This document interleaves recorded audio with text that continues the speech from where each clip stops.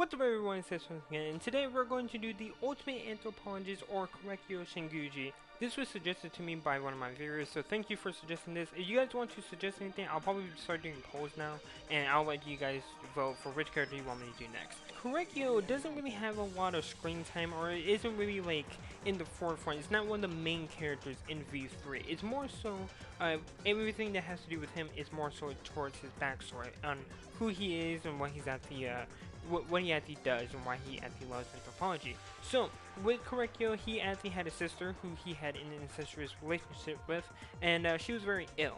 Now, when she was very ill, he would frequently come to see her and read her books, and at one point he found a book on anthropology, which is how he starts becoming an anthropologist. He found it very interesting, and he just loved it, and so he wanted to delve more deeper into anthropology. Now, eventually she does die, and because of this, and because of how much he loves his sister, he wants to send her friends, because she never had friends when she was sick. You know, she was always in the hospital. She never got to go see anyone else.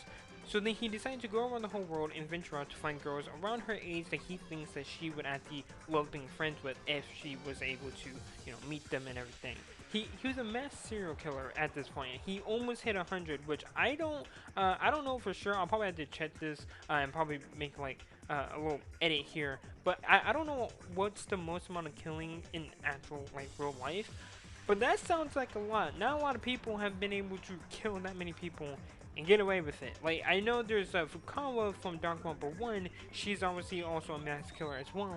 But I don't even know if it's ever said how many she was killing or how many she got. She did become famous, but it never said how many she actually was killing, right? And the way she did her murders was way more of a gruesome and more on display type of murder. While with Korekiyo, he kind of does it, you know, behind the scenes. At one point, he actually got attacked by a lot of the village townsmen, and he was being whipped, and he almost died in this incident.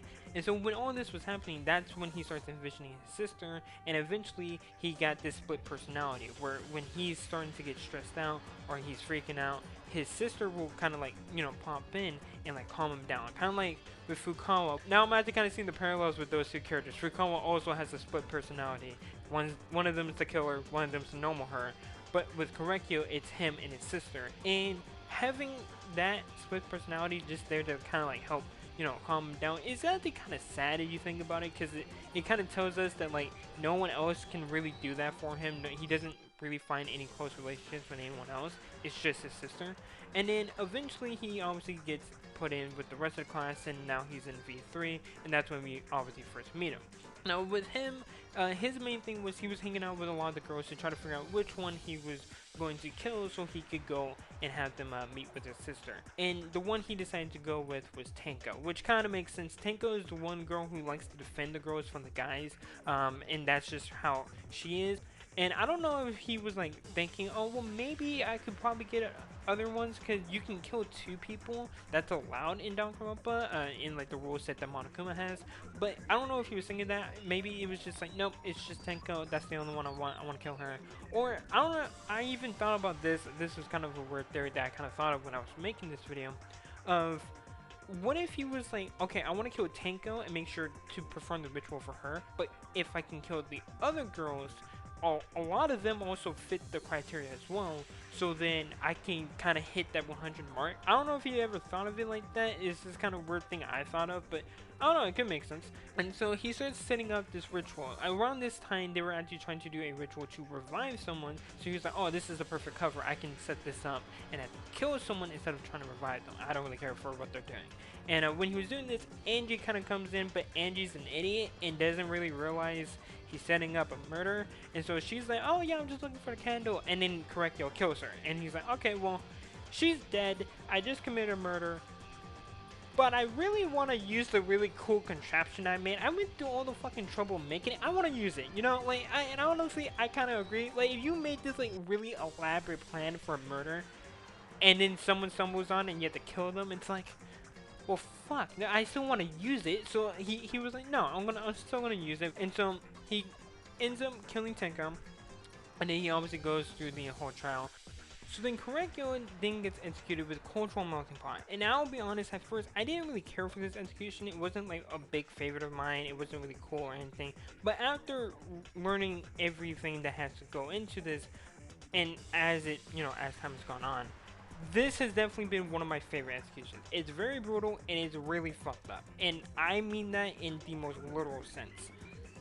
Monokuma is an asshole. So after torturing him and then boiling him alive, which is already a pretty gruesome death in its own self, but then he goes to go see his sister. So even after everything, he still is kind of happy because he got to go see his sister, and that's kind of what he really wanted at the end. He's always missed his sister. His sister has been a really huge part of his life, and so he's like, you know what? I didn't hit my goal, but whatever. I still get to go see my sister. And this is where Monokuma comes in and becomes the biggest a-hole in the entire series.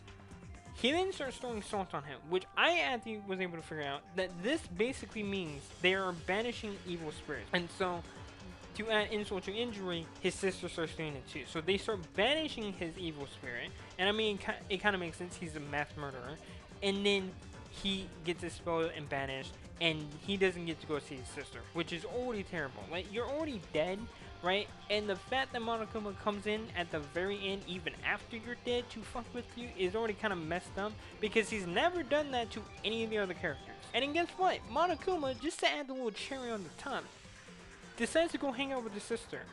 And it's like, yeah, fuck you. I'll hang out with her. It's like, huh? And so that's everything that happened with Korekiyo. There's not much that really happens with him. There's not really a lot that happens with his character.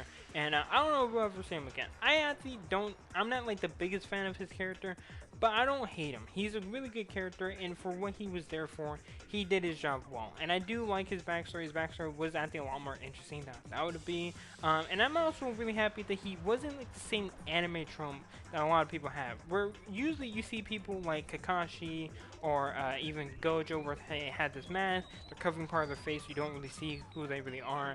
I was kind of worried that they were going to try something with that with Korekiyo, and try to make him like the standard cool character, which isn't bad because I do like characters like Kakashi and Gojo, but it's kind of overdone by this point, so it kind of gets annoying to keep seeing that.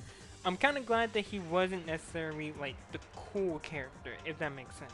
He was just more interesting and weird, and he's kind of different from a lot of the other characters, which makes him unique, and that's what I like. So I will say, it's not my favorite character, but he's overall a cool character. Now you guys let me know, did you like Korekiyo, did you not like Korekiyo, did you love his execution, hate it, whatever it is, let me know in the comment section below, and I will see you guys next time.